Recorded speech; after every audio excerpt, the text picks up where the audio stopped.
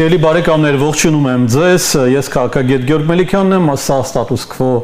հեղինական վերլուծական հաղորդման հերթական թողարկումն է, որին ես հյուրընկալել եմ ազգային ժողովրդավարական Բևեռի խորհրդի անդամ, ինչպես նաև Modus Vivendi վերլուծական կենտրոնի ղեկավար Դիվանագետ Արա Պապյանին, պարոն Պապյան, ողջունում եմ ձեզ։ Բարև ձեզ։ Նախ ուզում եմ սկսել շնորհավորանքներից, լույս է տեսել հրատարակվել է ձեր գիրքը, որը կոչվում է The Homecoming of Noah Segal։ Ես ցույց տամ մեր հեռուստատողներին, որպեսզի իրենք էլ տեսնեն, հայերեն թարգմանաբար կնշանակի Նոյի արծվի տունդարձը կամ վերադարձը դեպի տուն, որը հայ-ամերիկյան հարաբերություններին վերաբերող փաստաթղթերի եւ էսսեների մի ժողովածու է։ Շնորհավորում եմ, պարոն Պապյան, հուսում եմ, որ ինքը կծառայի իր նպատակին եւ ավելի խորքային ընկալում կլինի հայ-ամերիկյան հարաբերությունների մինչեւ այժմ եւ ինքը չի սահմանափակվի միայն այսօրվա, այսպես ասած, իշխանությունների փիլիսոփայությամբ ընկալված հարաբերությունների շրջանակով։ Ես ուզում եմ ձեզ հետ անցում կատարել այսպես այդ 4-րդ հանրապետության գաղափարին, որը ոմանք համարում են, որ պետք չի դրա մասին խոսել, քանի որ կարծեք համարում են, որ դա տիրաժավորում է, միայն օգնում է իշխանություններին ամրապնդել այդ գաղափարը, բայց ունենք ինչ ունենք, ըստ էության իշխանությունը եւ որոշումների կայացումը ձուլված են։ Հիմա ինչի այդ գործ ունենք, ինչու 4-րդ հանրապետություն եւ այդ տեքստը, որ դուք տեսել եք վստահաբար, այնտեղ շատ ու շատ հարցեր ու հակասություններ կան։ Կուզեի ձեզ հետ քննարկել այս ժողովի ընթացքում հնչեցած այս գաղափարը։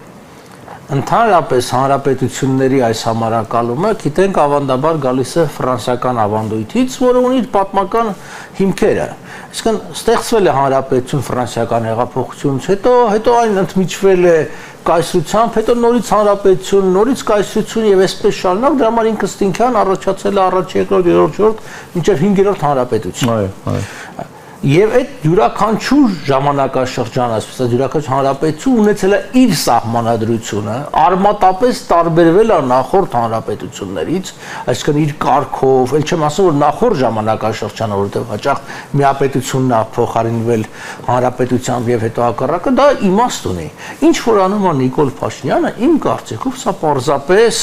իր մեծամտության դրսևորում է Դեգոլին ընդօրինակելու, չգիտեմ,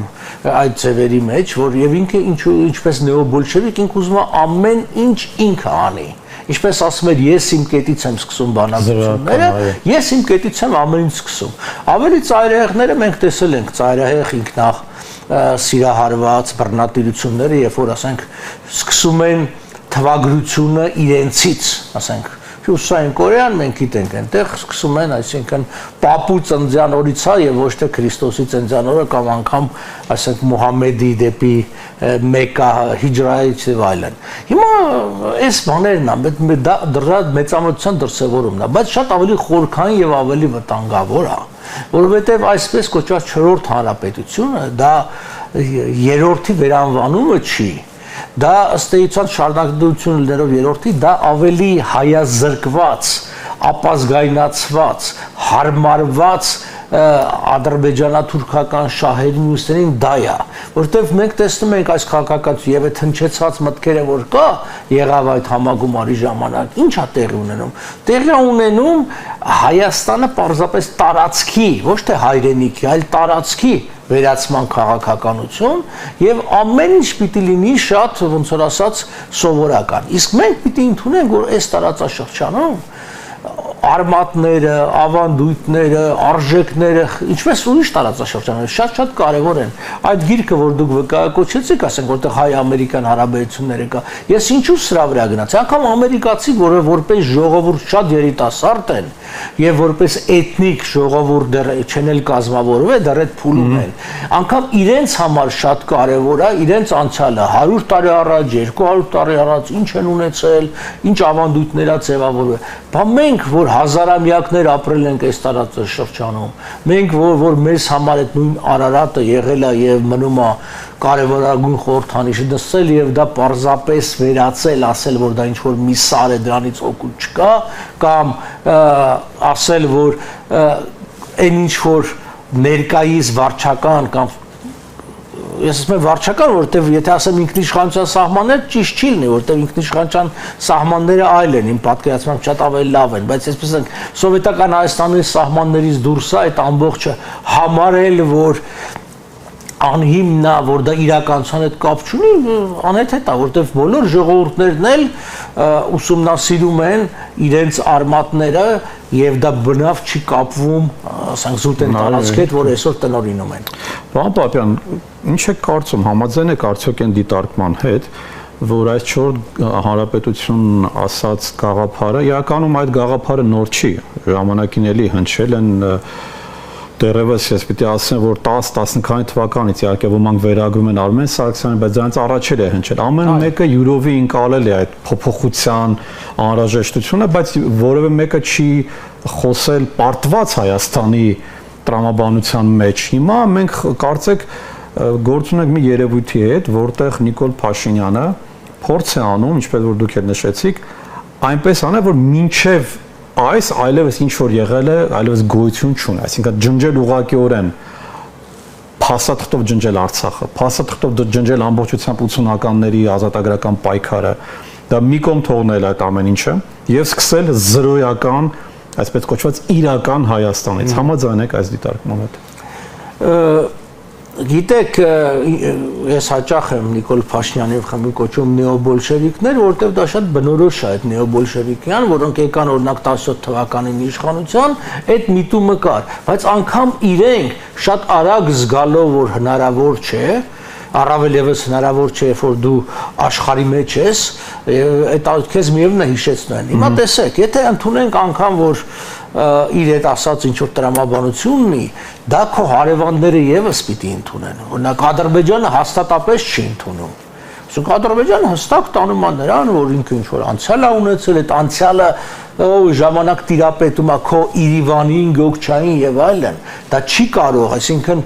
դուք նույն կանոններով պիտի քաղաքականություն մշակեք, եթե իրենք այլ հավակնություններ ունեն, իրենք այլ ժամանակաշրջանն են, ես ինչի եմ զբաղվում առաջին հանրապետության եւ իրավական քաղաքական փաստաթղթային մասով, որտեղ վստահ եմ, ուշ թե շուտ մենք դրան վերադառնալու ենք, Ադրբեջանը դրան է տանում։ Այո, նկատել եք, որ Փաշինյանը սկսել է Նախիջևան ասել։ Ինքը ամեն ձև հարմարվում է, շատ բաներ մենք անգամ չենք նկատում, բայց ամեն ձև հարմարվում է եւ ես վստահ եմ, որ շուտով մենք ականատես կլինենք շատ ավելի այսպես բաների, փոփոխությունների, մենք նույն ձևի, այսինքն ռևանշիզմ են սկսում կոչել տարական բաներ, երբ որ դու քո պատմության իրականությունն ես սկսում ներկայացնել եւ խոսես, այդ ամբողջը արգելվելու է վստահաբար։ Մենք ունենալու ենք եւ արդեն ըստ էության գրաքննություն ունենք, եւ այս գրաքննությունը շատ ավելի դաժանական սովետական գոնե վերջի շրջանի գրաքննությունը։ Ինքը այս ամբողջը անում է, որովհետեւ այստեղ մենք առիթ ունեցել ենք խոսելու, այն սխալ, արմատապես սխալ հիմնադրույթն է, որ Թուրքիայի եւ Ադրբեջանի քաղաքականությունը մեր նկատմամբ ածանցվում է մեր քաղաքականությունից իրենց նկատմամբ։ Այդպես չի։ Իրենք ունեն իրենց ազգային շահերը, իրենք դրանով են առաջնորդվում։ Իրենք չեն նայում այստեղ, չգիտեմ, ինչ որ մեկը ռևանշիզմի մասին, այսինքն իսկ հաճախ ռևանշիզմը սխալ է ձևակերպվում, որովհետև խոսել սեփական հայրենիքի մասին կամ հայրենիք վերադառնալու իրավունքի մասին, դա պարզապես իրավունքի հարց է եւ ոչ թե ռևանշիզմ։ Այո, մանավանդ օրինակ հիմա Պաղեստին են ճանաչում, բայց այդպես էլ նույն Հայաստանում ողջորված են Պաղեստինի ճանաչումով գովերքում են գլուխ են գովում եւ այլն, բայց Արցախի իրավունքի հարցը այլևս դարձել է կարծեք ինչ-որ դեմոդե, չգիտեմ, մովետոն խոսել Արցախի մասին ընդհանրապես։ Շատ տարօրինակ է այս տրանսֆորմացիաները։ Ցավոք սրտի բոլոր հասարակությունների մեջ հասարակությունը ընդհանրապես հարմարվում է վերնախավի հոգեբանությանը դիրքորոշ մեծ մասը։ Գիտեք, կա մի փոքր մաս, որը պայքարող է, բայց հասարակության մեծ մասը հարմարվող է իրենությամբ, որովհետև հասարակությունները դա ինչ-որ կայունություն ու ապահովություն են զգում իրենց համար։ Հիմա տեսեք, բոլոր քայլերը, քանի որ ուղղված են ընտրություններին եւ ոչ թե ազգային շահին։ Նիկոլ Փաշինյանը, ասենք, մի հայտարարություն արել, որը հաստատ Հայաստանի անվտանգության տեսանկյունից վտանգավոր եւ վնասակար է, բայց ինքը մեծ քվեներ է հավաքել, օրինակ 1.5 տարի իջեցնել, այսինքն 18 ամիս, 24 ամիս զինվորական ծառայություն է։ Չի բացառում, որ ինքը հայտարարել, որ ընդհանրապես 26-27 թվականից հետո չի լինելու ընդհանրապես ծառայություն, լինելու է միայն պրոֆեսիոնալ բանակ։ Հիմա, եթե պրոֆեսիոնալ բանակը լիներ իսկապես որակյալ, իսկապես ժամանակակից եւ այլն, միևնույն է, մենք այդ թվականակը չունենք, որտեղ 10 միլիոնանոց Իսրայելը, որից 9 միլիոնը հրեա են, եւ բավականին ժամանակակից բանակ ունի, միևնույն է, ինքը զորակոչը պահում է, ավելին ինքը զորակոչը պահում է երկու սեռերի, կանանց եւ տղամարդկանց համար։ Պարզապես այդ բանակը այնպիսին է, որ մարդիկ չեն խուսափում այդ բանակից։ Նախ առաջին հերթին այդ հարաբերությունները շատ կարեւոր են, որտեղ դուք ես նվաստացված, ստորացված, չգիտեմ, ժամանակի կորուստ բան չես ասում, մարդիկ գնում են բանակ եւ հետո գիտելիքներով հարստացած եւ այլ բանով գալիս են։ Սա եւ արտոնություն։ Դա նաեւ համարվում է միջազգային ստաժ աշխատանք։ Այո, եւ դա մեծ արտոնություն է համալսարաններ ընդունվելու համար եւ այլն եւ այլն։ Մյուսը նա է, որ այնտեղ, ասենք, ամեն գերու, ամեն զոհվածի համար երկիրը կռիվ է տալիս։ Հիմա տեսեք, մենք ռազմագերիներ ենք, բացի քաղաքական ղեկավարությունից, մենք ունենք ռազմագերիներ, որ Նիկոլի կոչով մարդիկ գնացել են բանակ կամ զորակոչվել են բանակ, հիմա գերության մեջ են։ Մենք անդադ խոսում ենք վերնախավի մասին, բայց այնտեղ երիտասարդներ կան, որոնք որոնք մեղք, որևէ մեղք չունեն, ոչ մի տեսանկյունից, ոչ միջպետական, ոչ միջազգային իրավունքի եւ այլն։ Մոռացել է։ Ասում էր մեզ կներեն եւս 2 ամիս մնան։ Արդեն 2 տարի անցավ, ինչ 2 տարի, 5 տարի։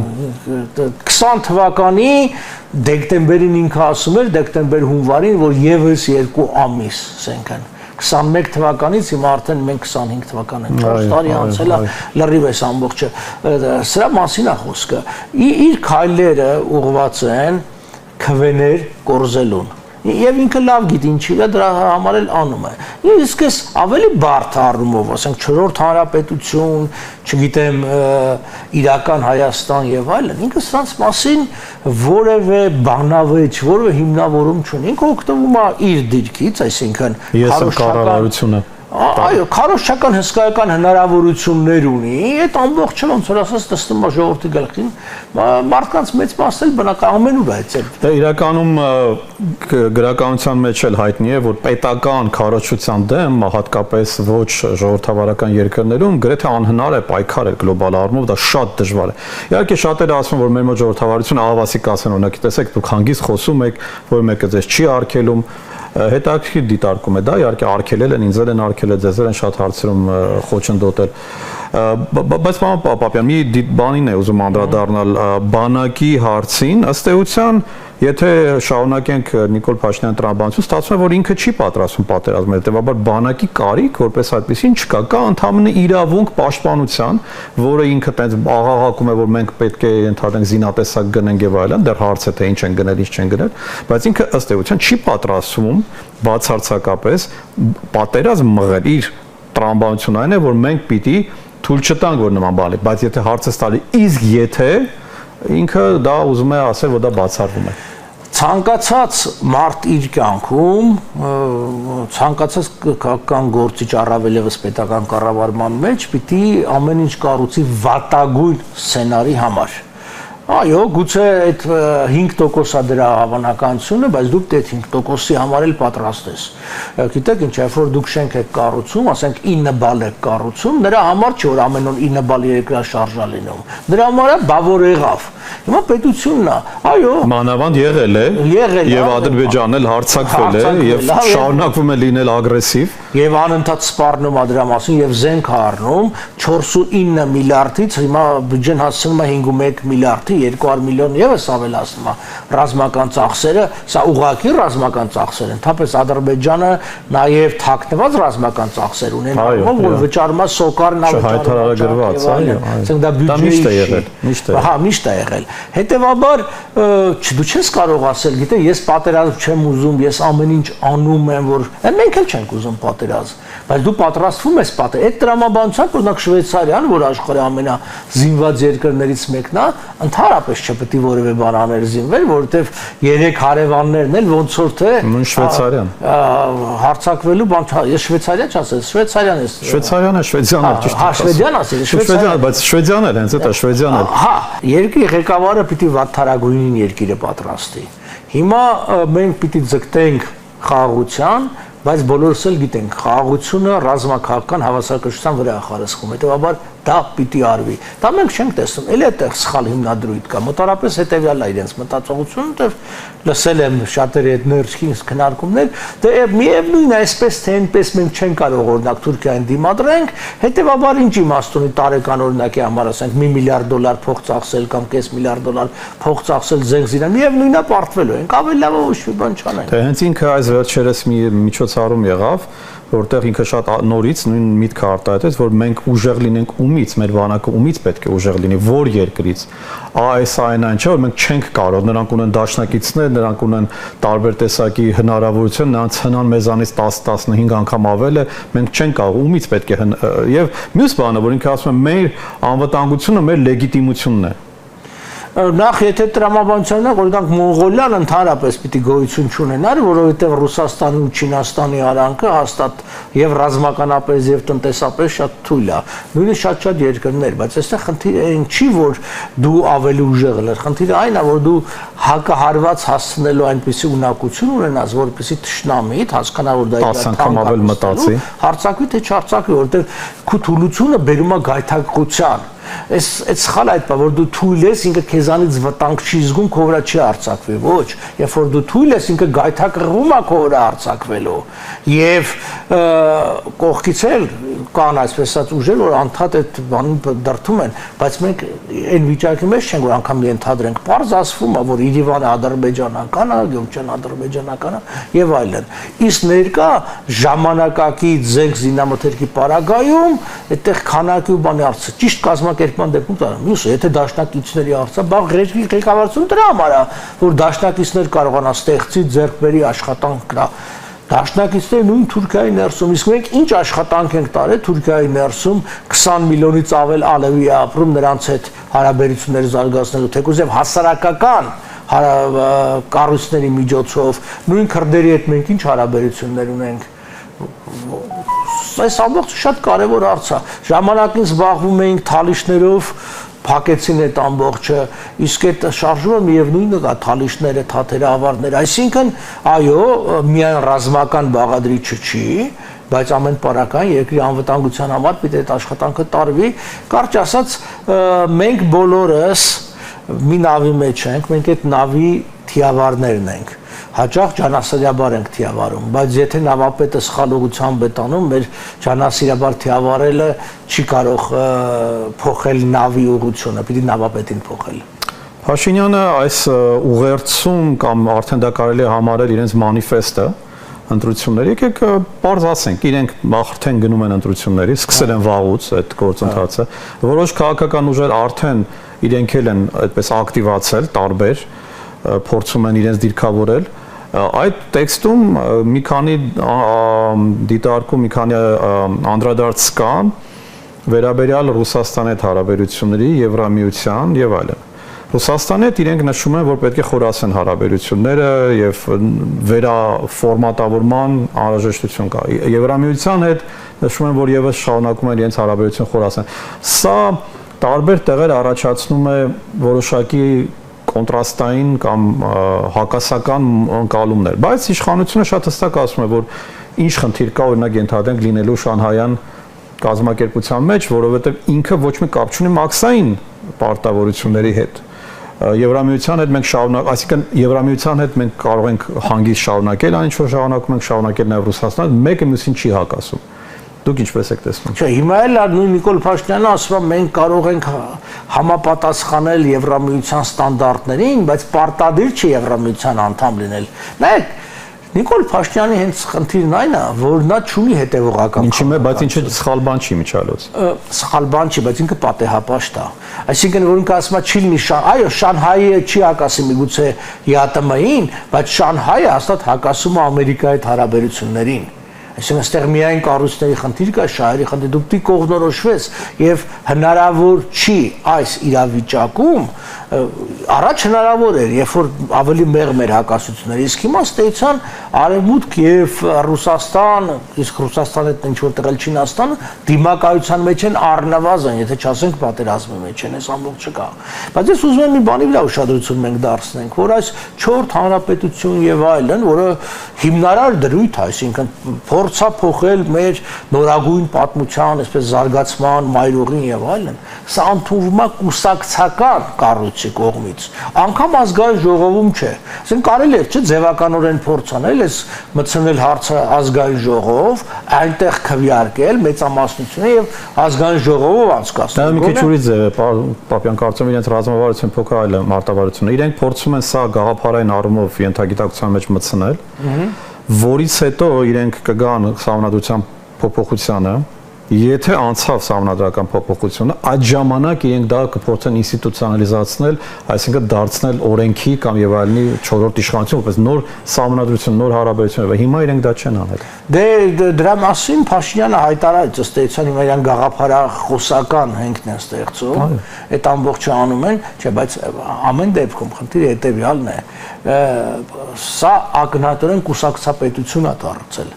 Ավելին ասեմ, այդ կուսակցությունն էլ միահեծան կառավարում է, թող որևէ մեկը չասի, որ քաղաքացիական պայմանագրի մեջ ինչ որ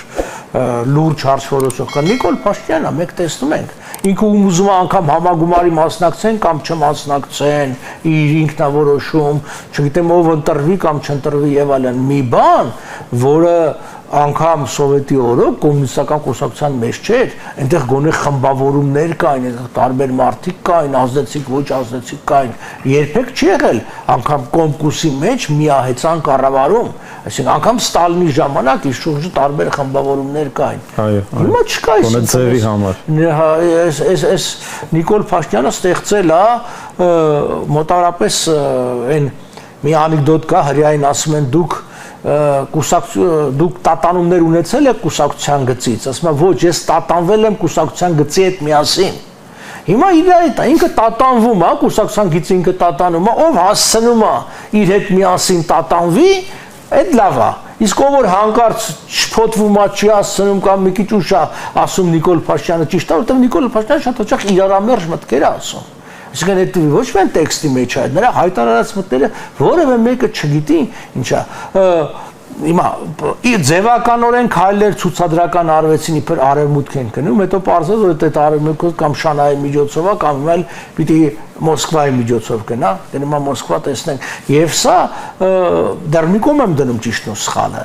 սա անվստահություն է բերում այդ, այսպես ասած, գործընկերներ եւ այդ երկրների մոտ։ Երկրները շարունակում են այցելել, շարունակում են գովերքել Հայաստանի ժողովրդավարությունը, Ֆրանսիայի դեսպանը դիֆերաններ է ձոնում մեր ժողովրդավարությանը,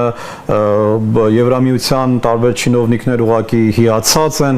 մեծ գումարներ են խոստանում, որ պիտի տրամադրեն Հայաստանին բարեփոխումների եւ այլն համար։ Հիանում են։ Նախ ասեմ, այդ գումարները այդքան էլ մեծ չեն։ 145 միլիոն, 200 միլիոն դրանք մեծ գումարներ չեն, մենք շատ ավելի մեծ գումար, օրինակ միլենիում չելենջը մենակ 5 միլիարդ էր տալիս եւ չէ։ Ընդհանրապես հիմա փորձ արվում էր ինչ որ նախկինում ա եղել, ասել ոչ, այլ տեսեք մենք ՆԱՏՕ-ի հետ ինչ հարաբերություն ունենք, միացել նայեք մենք ՆԱՏՕ-ի հետ առաջ ինչ հարաբերություններ ենք ունեցել եւ հիմա շատ ավելի բարձր։ ՆԱՏՕ-ի անդամ երկրներ իրենք պիտի դա փաստեն, որ ասեն, պարոնայք, մենք ձեր հետ ունեցել ենք, հիմա չունենք, բայց ռոզ-ռոթ ենք անցկացում, դա ոնց որ առաջի անգամ է, բայց հիմա դա վաճառելու են բոլորին, որ տեսեք մենք Ռուսաստանի դեմ ենք։ Ավելին ձեզ ասեմ, տեսեք, այդ բաները շատ ա եղել։ Ու ես գոնե նու վերջի մի 10-15 տարին, այսպես ասած, ընդդիմություն եմ։ Օրինակ Սերժ Սարգսյանի ժամանակ ես երբեք իշխանության մեջ չեմ եղել, բայց այդ ժամանակ այս նման քննարկումներ եղել է, ու ինձ որպես ընդդիմության ներկայացուցիչ կանչել են մարդիկ։ Մեզ էլ են կանչել, հիմա չեն կանչել։ Ահա, հիմա դե նայեք ով ավելի ժողովրդավար է։ Ով ավելի ժողովրդավար է, այսինքն այն ժամանակ կանչում էին նույն ընդդիմությունից, որ մարդիկ գնային, շփվեին, իրանց տեսակետը ասեին եւ այլն եւ այլն։ Բայց այդ նույն ՆԱՏՕ-ի անդամ երկրներ իրենք էլ են ցուցակներ կազմում եւ իրենք էլ են ընտրում այն մարդկանց, ովքեր այդ նարատիվը կիսում են, այսինքն նարատիվը հետեւյալն է, Հայաստանը գնում է դեպի խաղաղության, Հայաստանը գնալով խաղաղության դուրս է մղում Ռուսաստանին այս տարածաշրջանից, հետեւաբար բոլոր նրանք, ովքեր որ քիչ թե շատ այդ կուսակցական կուրսին, այսպես ասած, դեմ են կամ համաձայն չեն, հաջողություն իրենց։ Ցավալի է, դա կա, այսօր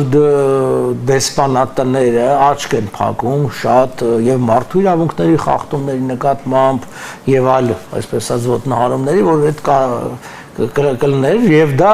սխալ է, որտեւ արժեքային համակարգի զիջումը ժամանակավոր տակտիկական շահ ի վերջո բացասական հետևանք է ունենում։ Մենք արդեն հստակ ավտորիտար ռեժիմ ունենք Հայաստանում, որևէ ժողովրդավարություն չկա Հայաստանում։ Ուրիշ բան, այստեղ ուրիշ հարց կա, օրինակ գոնե մեր կուսակցության պարագային մենք գիտենք, որտեվ մեզ նաև դեսպանատներից են, ասենք, մենք գնացել հանդիպել ենք մեզանից հետո արտգործ նախարարությունից մարդիկ են գնացել պաշտոնյաներ, հանդիպել են այդ դեսպանատներում ու սկսել են վատաբանել, ասել, որ պետք չգիտեք, մի կանչեք, մի խոսացեք, մի հանդիպեք եւ այլն։ Եվ այդ դեսպանատները, եթե ինքը սկզբունքային դիրքորոշում չունի, գլխացավից հեռու լինի, դե լավ, պետք չի հարաբերություն։ Իրեն ձեռնտու է, պարոն Պապյան, իրեն ձեռնտու է դարձել այս կեղծ նարատիվը առաջ տանել, եւ նաեւ ցույց տալ, որ իրենք իբր լուրջ աշխատանք են կատարում, Հայաստանը կտրել են Ռուսաստանից, որպես հաջողված պատմություն է, Վրաստանում ֆեյլ արեցին, բայց այստեղ իրենք ֆանտաստիկ աշխատում են, անգամ Ադրբեջանն է, Իրանի դեմ է դուրս եկել Հայաստանն ու Ադրբեջանը միասին ժողովրդավարություն են եւ այլն եւ այլն։ Սա ցավալի է, որ այս եւ ձայների լրացման ճանապարհով են իրենք գնում։ Այո, ցավալի է, դրա համար էլ մենք փորձում ենք այդ իրականությունը, եթե հնարավոր չի անել դեսպանատների միջոցով, որտեղ նրանք հաճախ ազդեցության տակ են, նաև ուղղակի կապի միջոցով այդ մայրաքաղաքներին ասել, որտեղ ճշմարտության բացահայտումը այս երկրի շահերի համար կարևոր է։ Ոմանք, որ ուզում են ցույց տալ, ես այն, որ գիտեք, երկրի կեղտը պետք չի դուրս անել, բան ես բնավ չեմ կիսում այդ տեսակետը։ Դա կեղծ չի, դա խոցելիությունն է։ Նայեք, որովհետև մենք գիտենք, էլի, պետության մարմինն էլ մարդու մարմնի նման մի բան է։ Եթե կա մի ինչ-որ վարակ, մի փչացած բան, դու պետք է աշխատես դանդակառակը, բացես, մաքրես, ստիլիզացնես եւ այլն։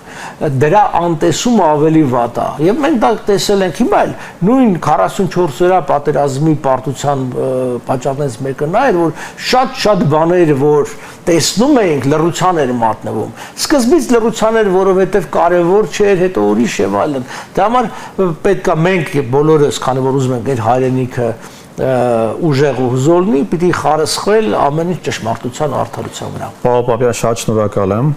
Շնորհակալություն նաև ձեզ մեզ հետևելու համար։ Մենք հյուրընկալեցինք ազգային ժողովրդավարական բևեռի խորհրդի անդամ Արա Պապյանին։ Հաջողություն ձեզ։